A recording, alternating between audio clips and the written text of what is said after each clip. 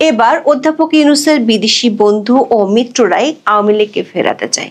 মাত্র ৩ সপ্তাহ আগে নিউ ইয়র্কে বসে যে বিদেশি বন্ধু আর মিত্রদের সাথে মিটিং করেছিলেন বাহারি রকমের ফটো সেশন আর তার প্রচার, সে মিত্ররাই এবার নোবেল বিজয়ীকে চিঠি দিয়ে আওয়ামী লীগকে নিয়ে বাংলাদেশের জাতীয় নির্বাচনের দাবি তুলেছে।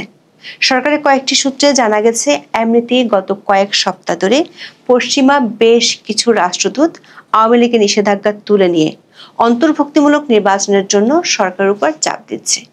এসব রাষ্ট্রদূতরা বিষয়টি নিয়ে শুধু উপদেষ্টারাই নয়, সরকারের মিত্র বলে পরিচিত এমন বেশ কয়েকটি রাজনৈতিক দলের সাথেও বৈঠক করেছে।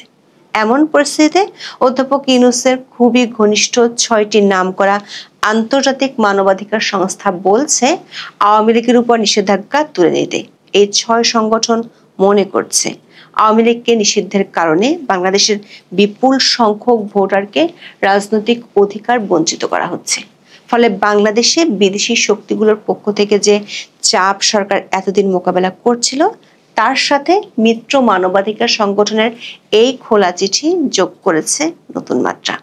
মাত্র ৩ সপ্তাহ আগে যাদের সঙ্গে বৈঠকে দেখানো হয়েছিল আন্তর্জাতিক সমর্থনের প্রতীক হিসেবে, তারাই এখন চিঠি দিয়ে আওয়ামী লীগের রাজনীতির সুযোগ দিতে বলছে। আবার ৩ দিন আগে ঘটা করে জুলাই সনদ সই অনুষ্ঠানে ইতিহাসের সেরা নির্বাচনের স্বপ্ন শুনিয়েছিলেন প্রধান উপদেষ্টা।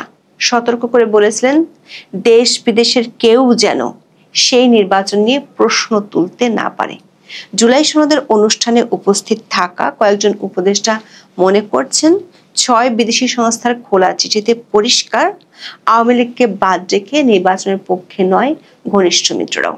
সব মিলিয়ে সরকারের সামনে এখন শ্যাম রাখি না কুল রাখির মতো অবস্থা।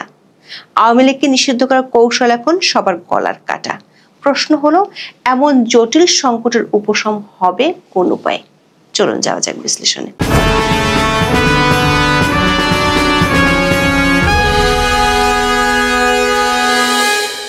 আওয়ামী লীগকে ছাড়াই নির্বাচনের পথ পরিষ্কার করতে গত 10 মে দলটির কার্যক্রম নিষিদ্ধের ঘোষণা দেয় অন্তর্বর্তী সরকার। এর আগে কিংস পার্টি এনসিপির নেতৃত্বে যমুনার সামনে ও শাহবাগে মঞ্চস্থ হয় আন্দোলনের নাটক।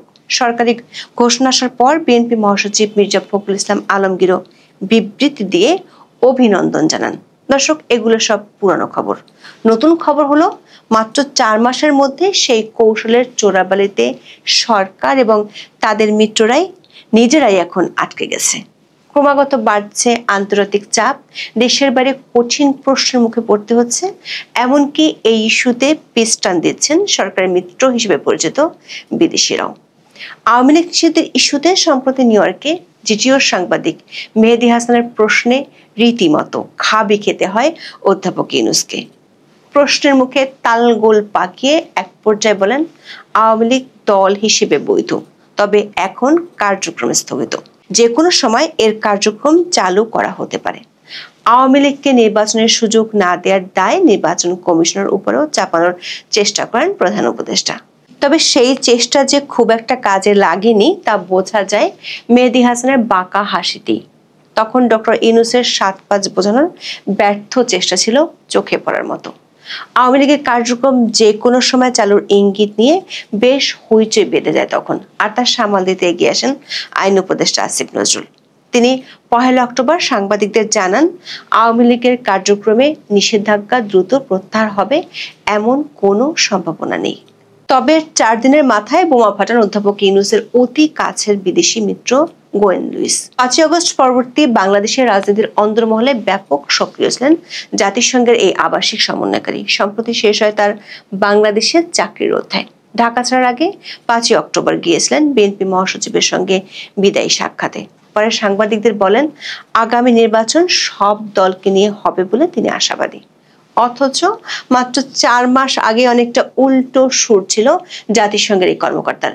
ঢাকায় 4 জুন ডিক্যাবের এক অনুষ্ঠানে তাকে প্রশ্ন করা হয়, আওয়ামী লীগ না থাকা অবস্থায় নির্বাচন অন্তর্ভুক্তিমূলক হবে কিনা।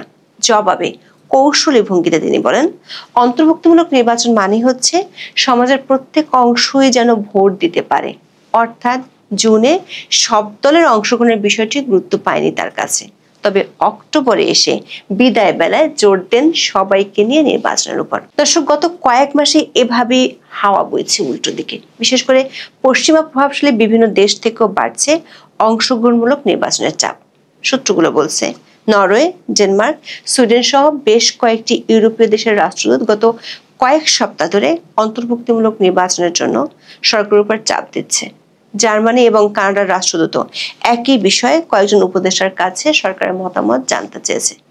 এসব দেশের রাষ্ট্রদূতরা সরকারের মিত্র বলে পরিচিত বেশ কয়েকটি রাজনৈতিক দলের নেতাদের সাথে গত 3 সপ্তাহে একাধিক বৈঠক করেছে।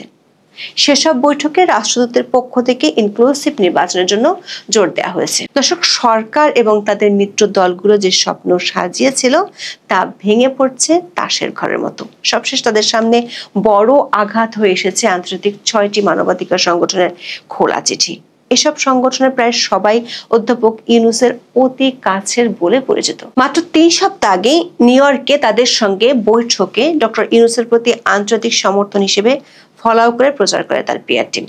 এই 6 সংগঠন হলো হিউম্যান রাইটস ওয়াচ, সিভিকাস, Fortify Rights, Robert F Kennedy Human Rights, Committee to Protect Journalist CPJ এবং Tech Global Institute. Doctor Mohammad ইউনূসের কাছে তাদের পাঠানো খোলা চিঠি 19 অক্টোবর হিউম্যান রাইটস ওয়াচের ওয়েবসাইটে প্রকাশ করা হয়। এতে সরকারের উদ্দেশ্যে মোট 12টি আহ্বান জানানো হয়েছে। তার মধ্যে আওয়ামী লীগের উপর থেকে নিষেধাজ্ঞা প্রত্যাহারের দাবিও রয়েছে। সন্ত্রাসবিরোধী আইনে নিষেধাজ্ঞার কড়া সমালোচনা করে বলা হয়, এতে মত প্রকাশ, সমাবেশ ও সংগঠন করার স্বাধীনতা ব্যাপকভাবে খর্ব হয়েছে। আইনটি শান্তিপূর্ণ কর্মকাণ্ডে জড়িত আওয়ামী লীগ সদস্য সমর্থকদের গ্রেপ্তারের জন্য ব্যবহার করা হচ্ছে। জাতিসংঘ প্রতিবেদনের সুপারিশে উল্লেখ করে বলা হয়, অন্তর্বর্তী সরকারকে রাজনৈতিক দল নিষিদ্ধ করা থেকে বিরত থাকতে হবে, কারণ এমন পদক্ষেপ প্রকৃত বহুদলীয় গণতন্ত্রের প্রত্যাবর্তনকে বাধাগ্রস্ত করবে এবং কার্যত বাংলাদেশের বিপুল সংখ্যক ভোটারকে রাজনৈতিকভাবে বঞ্চিত করবে। দর্শক, নিউ ইয়র্কে গত 29 সেপ্টেম্বর এসব সংস্থার প্রতিনিধিদের সঙ্গে প্রধান উপদেষ্টার বৈঠকের খবর ঘটা করে প্রচার করেছিল তার প্রেস টিম। এতে বলা হয়, বাংলাদেশে আসন্ন নির্বাচন, চলমান সংস্কার প্রক্রিয়া ও মানবাধিকার সুরক্ষায় নেওয়া পদক্ষেপ বিস্তারিত তুলে ধরেন প্রধান উপদেষ্টা। তিনি আন্তর্জাতিক মানবাধিকার কর্মীদের আরো ঘন ঘন বাংলাদেশ সফরের আহ্বান জানান। ডক্টর ইউনূস বলেন, সবচেয়ে গুরুত্বপূর্ণ বিষয় হলো আপনাদের নিয়মিত বাংলাদেশ সফর করা। প্রত্যেকবার আপনারা এলে ভুলে যাওয়া বিষয়গুলো নতুন করে আলোচনায় আসে। শেষ পর্যন্ত আপনারাই জনগণের কণ্ঠস্বর। অথচ সেই বৈঠকের ফলো আপ হিসেবে 6টি সংস্থার দেয়া খোলা চিঠিতে সরকারের বিরুদ্ধে মানবাধিকার লঙ্ঘনের বিস্তর অভিযোগ তুলে ধরা হয়েছে। এতে বলা হয়, অন্তর্বর্তী সরকার সাইবার নিরাপত্তা আইন বাতিল করলেও এর বদলে এসেছে সাইবার নিরাপত্তা অধ্যাদেশ। এটি আন্তর্জাতিক মান পূরণে ব্যর্থ এবং রাষ্ট্রীয় ক্ষমতার অপব্যবহারের গুরুতর ঝুঁকি তৈরি করেছে। ব্যক্তিগত তথ্য সুরক্ষা অধ্যাদেশ এবং জাতীয় তথ্য ব্যবস্থাপনা অধ্যাদেশের খসড়া নিয়েও তোলা হয়েছে প্রশ্ন। বলা হয়েছে, আন্তর্জাতিক মানদণ্ড অনুসরণ না করে অতিরিক্ত ছাড় রাখা হয়েছে রাষ্ট্রীয় কর্তৃপক্ষের জন্য। খোলা চিঠিতে সংবাদ মাধ্যমের স্বাধীনতা নিশ্চিত এবং সাংবাদিকদের নির্বিচারে গ্রেপ্তার ও আটক রাখার সমালোচনাও করা হয়। এছাড়া বিরোধী রাজনৈতিক কর্মীদের নির্বিচারে গ্রেপ্তার ও আটক বন্ধের আহ্বান জানানো হয়েছে। চিঠিতে বলা হয়, আওয়ামী লীগের যেসব সদস্য ও সমর্থকদের বিরুদ্ধে অপরাধের বিশ্বাসযোগ্য প্রমাণ নেই, তাদের মামলা দ্রুত বাতিল বা প্রত্যাহার করতে হবে। দর্শক, এই চিঠি যেসব সংস্থা দিয়েছে তাদের প্রায় সবাই দীর্ঘদিন ধরে ডক্টর ইউনূসের কট্টর সমর্থক। বিশেষ করে রবার্ট এফ কেনেডি হিউম্যান রাইটসের প্রেসিডেন্ট কেরি কেনেডির সঙ্গে ঘনিষ্ঠতা দীর্ঘদিনের। এমনকি 2023 সালে অধ্যাপক ইউনূসের মামলার বিরুদ্ধে বিভিন্ন আন্তর্জাতিক ব্যক্তিত্বের লেখা খোলা চিঠিতে তিনিও স্বাক্ষর করেন। সে সময় আলাদা টুইটও করেন কেরি কেনেডি। ডক্টর ইউনূসের পক্ষে তখন যে 160 জনের বেশি বিশ্বনেতা চিঠি দিয়েছিলেন তাদের একজন ছিলেন কেরি কেনেডি। অন্তর্বর্তী সরকার ক্ষমতা আসার পর গত মে মাসে তিনি সরকারি ব্যবস্থাপনায় ঘুরে যান বাংলাদেশে। 6 সংগঠনের একটি হলো টেক গ্লোবাল ইনস্টিটিউট। এর নির্বাহী পরিচালক সাফানাজ রাশিদ দিয়া তিনি জুলাই আন্দোলন এবং তার পরের সময়ে সরকার ঘনিষ্ঠ অ্যাক্টিভিস্ট হিসেবে পরিচিত। 2023-24 সালে টেক গ্লোবাল ইনস্টিটিউটের বোর্ড পরিচালকের দায়িত্বে ছিলেন আইন উপদেষ্টা আসিফ নজরুলের স্ত্রীর বোন নোভা আহমেদ। বর্তমানে এই প্রতিষ্ঠানের কোর টিম এবং ফেলোর তালিকার বড় একটি অংশে আছেন সরকার ঘনিষ্ঠ বাংলাদেশিরা। এছাড়া সিভিকাসের পক্ষ থেকে ডক্টর ইউনূসের ক্ষমতায় আসাকে স্বাগত জানিয়ে বিবৃতি দেওয়া হয়েছিল। 2024 সালের 30 সেপ্টেম্বর দেয়া বিবৃতিতে অন্তর্বর্তী সরকারকে নিয়ে বিপুল প্রত্যাশাও তুলে ধরা হয়। অন্যদিকে ফর্টিফাই রাইটস রোহিঙ্গা ইস্যুতে কাঁধে কাঁধ মিলিয়ে কাজ করছে অন্তর্বর্তী সরকারের সঙ্গে। আরাকানে করিডোরের প্রস্তাবটিও প্রথম আসে ফর্টিফাই রাইটসের পক্ষ থেকে। সরকার একাধিক সূত্র বলছে, গত কয়েক সপ্তাহে বিদেশি রাষ্ট্রদূতরা আওয়ামী লীগের নিষেধাজ্ঞা তুলে নেওয়ার বিষয়ে সরকারের কয়েকজন উপদেষ্টার সাথে বৈঠক করেছে, কথা বলেছে। সেখানে সরকারের পক্ষে কিছু যুক্তি তুলে ধরা হয়েছে। সরকারের পক্ষ থেকে তুলে ধরা যুক্তিগুলো হলো, বিগত সরকারের আমলে সংগঠিত নৃশংসতার বিচার না হওয়া পর্যন্ত দলটির কার্যক্রম নিষিদ্ধ রাখা হয়েছে।